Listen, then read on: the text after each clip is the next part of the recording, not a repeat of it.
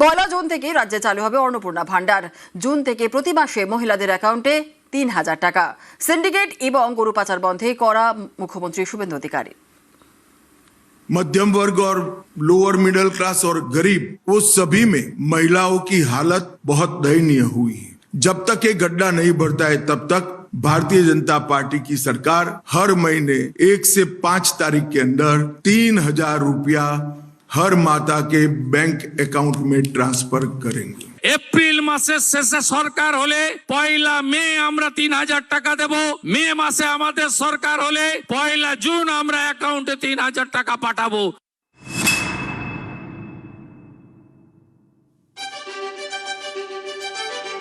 Vote প্রচারে বারবারই অন্নপূর্ণা ভান্ডার চালুর প্রতিশ্রুতি দিয়েছিলেন বিজেপির শীর্ষ নেতৃত্ব। যেমন কথা তেমন কাজ। শপথ নেওয়ার দুদিনের মধ্যেই অন্নপূর্ণা ভান্ডার চালুর সিদ্ধান্ত শুভেন্দু অধিকারীর সরকারের।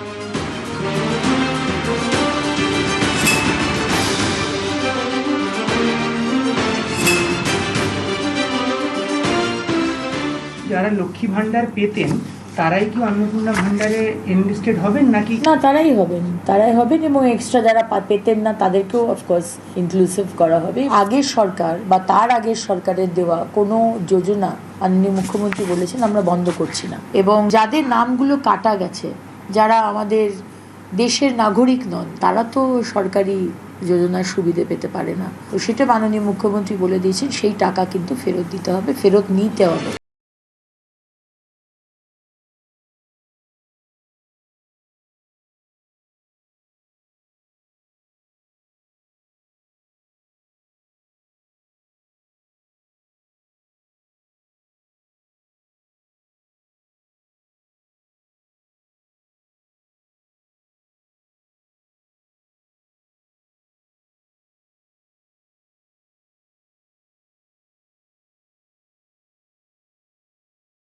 পয়লা মে আমরা ৩,০০০ টাকা দেব।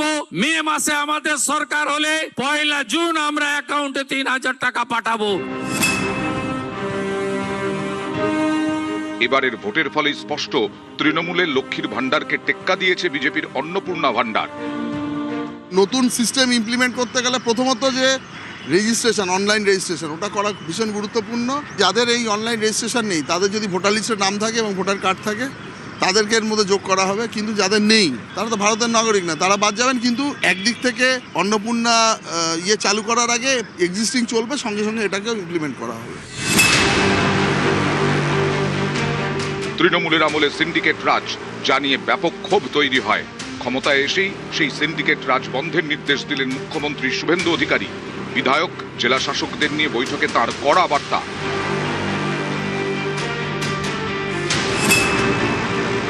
দুর্নীতি কোনোভাবেই বরদাস্ত করা হবে না। অবৈধ বালি, কয়লা খাদান বন্ধে জেলা শাসকদের হুঁশিয়ারি দিয়েছেন মুখ্যমন্ত্রী। সিন্ডিকেট রাজ বন্ধেও জেলা শাসকদের কড়া বার্তা দিয়েছেন।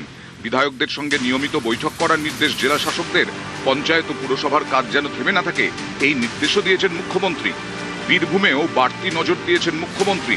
তৃণমূল সরকারের আমলে এই বীরভূম থেকেই সবচেয়ে বেশি গরু ও কয়লা পাচারের অভিযোগ উঠেছিল। তাই মুখ্যমন্ত্রী শুভেন্দু অধিকারীর কড়া নজরে বীরভূম। অবৈধ বালি খাদান, কয়লা খাদান বন্ধ করতে বীরভূমের জেলা শাসককে বিশেষ নজরদারির নির্দেশ দিয়েছেন শুভেন্দু অধিকারী। ১০০ দিনের কাজের টাকা যারা পাচ্ছে তারা কতটা বৈধ খতিয়ে দেখার নির্দেশ দিয়েছেন মুখ্যমন্ত্রী। সীমান্তবর্তী জেলাগুলিতে গরু পাচার বন্ধেরও নির্দেশ দিয়েছেন। দুর্নীতির সাথে কোনো রেয়াত নয়, কোনো ধরনের সিন্ডিকেট, কোনো ধরনের কয়লা মাফিয়া, কোনো ধরনের গরু পাচার, এগুলো পশ্চিমবঙ্গে আর বরদাস্ত করা হবে না। এটা হলো সবথেকে বড় মেসেজ। না গরু পাচার হোক বা অবৈধভাবে কোথাও পুকুর ভরাট হোক, কোথাও যদি স্যান্ড মাইনিং কেউ করছে অবৈধভাবে, সেইগুলোর কোনো রেয়াত নয়। সেখানে ইমিডিয়েটলি প্রশাসনকে অ্যাকশন নিতে হবে। নিউজ 18 বাংলা।